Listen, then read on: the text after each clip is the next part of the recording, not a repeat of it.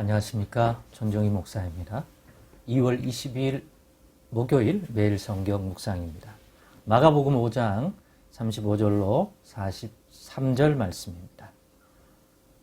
아직 예수께서 말씀하실 때 회당장의 집에서 사람들이 와서 회당장에게 이르되 당신이 딸이 죽었나이다. 어찌하여 선생을 더 괴롭게 하나이까?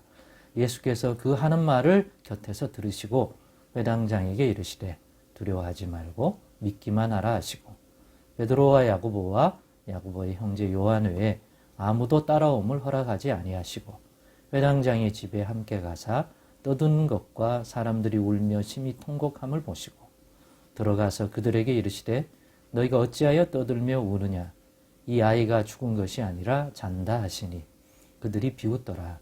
예수께서 그들을 다 내보내신 후에 아이의 부모와 또 자기와 함께한 자들을 데리시고 아이 있는 곳에 들어가사 그 아이의 손을 잡고 이르시되 달리다고 마시니 번역하면 곧 내가 너에게 말하노니 소녀야 일어나라 하심이라.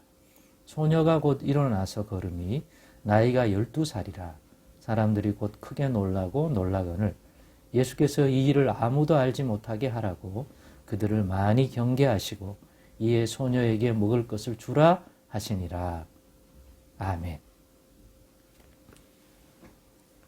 네, 오늘은 두려워하지 말고 믿기만 하라 라는 제목으로 묵상 나눔을 갖겠습니다.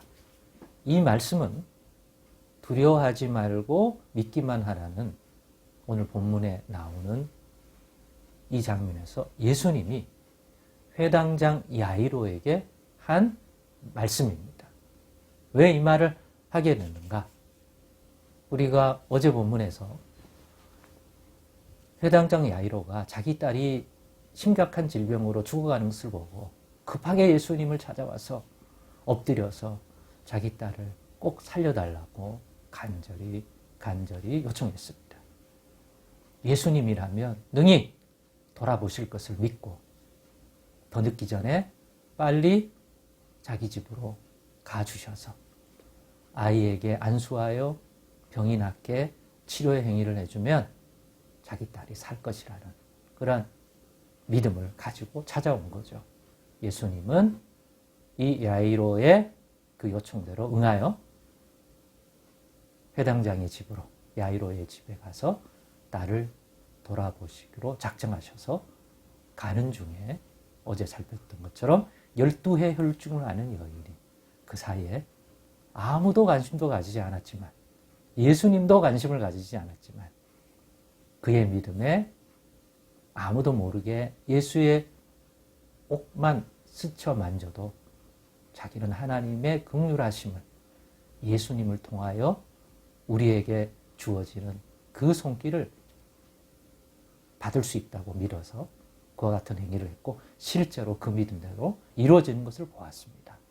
그러면서 예수가 누구이기에 그리고 예수를 믿는다는 건 어떤 의미고 또 예수님을 통하여 우리의 삶의 구원을 누린다는 게 실제로 어떤 것인지를 깊이 묵상해 볼 수 있는 좋은 사건이었습니다. 그 사건에 이어서 원래 예수님의 그 행보의 목적지인 이 회당장 야이로의 집에 도착하게 된 것입니다.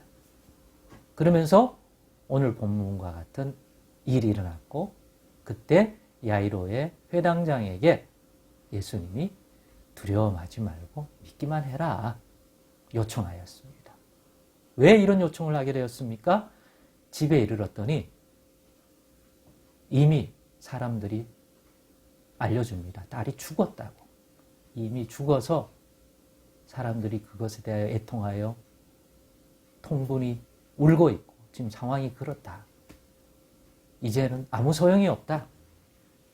예수님 모시고 와도 죽은 자를 어떻게 할 수 있겠는가. 그러니 더 이상 이 예수 선생님 괴롭히지 말고 회당장이시여 그만 돌려보내시라고 이렇게 말하는 지금 분위기잖아요. 그 얘기를 들을 때 예수님이 회당장 야이로에게 두려워하지만 말고 믿기만 하라는 말을 주었던 거죠. 왜일까요? 회당장 야이로에게 두려움이 찾아온 것이죠. 어떤 두려움이겠습니까? 이미 딸이 죽었다는 소식으로 인해서 더 이상 내 딸을 살릴 수 없을 것 같다. 비록 예수님을 모시고 왔지만 예수님이 살릴 수 있는 시점. 우리 막 요즘 응급실에 사람을 빨리 데리고 가야 할, 살릴 수 있는 시간을 골든타임이라고 말하는데 골든타임이 지났다고 생각이 들 수 있잖아요. 상식선에서. 그러니 아무 소용이 없겠구나. 예수님이 와도 이 상황 속에서는 내 딸을 살릴 수가 없겠구나. 그러니 찾아오는 딸을 살릴 수 없다고 하는 딸이 죽어버렸으니 그것이 주는 두려움이 아닐까. 그래서 예수님이 오셨지만 소용이 없다는 것이 주는 그러한 두려움. 늦었다. 딸을 살릴 수 없다. 방법이 없다. 어떻게 할까? 두려움입니다. 그것을 안 예수님이 야이로에게 하신 말씀. 두려워하지 말라. 믿기만 하라. 즉 지금도 늦지 않았다. 아니 죽었다고 하는데요. 그런 상황 속에서도 나는 네 딸을 충분히 살릴 수 있다라는 말 아니겠습니까? 그러므로 예수님이 어떤 구원을 주시는 건지 더 깨달을 수 있는 우리의 상식과 우리의 나름의 기대에 한계치가 있는데 그것을 뛰어넘을 수 있는 예수님 좋으신 분이고 예수 안에 치유하는 능력이 있지만 죽은 자를 살릴 수 있다까지는 상식적으로 바라볼 수 없었지만 이 사건을 통하여 예수가 누구이고 예수님을 통해서 누릴 수 있는 구원의 세계란 어떤 하나님의 손길인지를 더 깨달을 수가 있고 그런 입장에서 그런 구원, 그런 권능을 행하는 예수는 누구인가? 라고 하는 질문에 메시아, 그리스도라고 하는 것을 믿을 뿐만 아니라 이스라엘 백성을 구원하러 약속대로 보내신다 했던 그 메시아 그리스도가 오시면 그 그리스도를 통해서 하나님이 치유 회복시키시는 능력은 어느 선까지인지 어떤 것까지도 자기 백성의 삶을 돌아보시고 치유하고 회복하고 이끌어 가시는지에 대한 더 깊은 그리스도를 통해서 이 땅에 베푸시는 하나님의 구원에 관한 것들을 더 풍성히 이해할 수 있는 것까지 연결될 것 같습니다. 그랬을 때 이런 구원을 주실 수 있는 그분이 그리스도라고 하고 그 그리스도가 예수라고 할 때 그 진리로 인한 믿음이 얼마나 깊어지고 강화될 수 있겠습니까?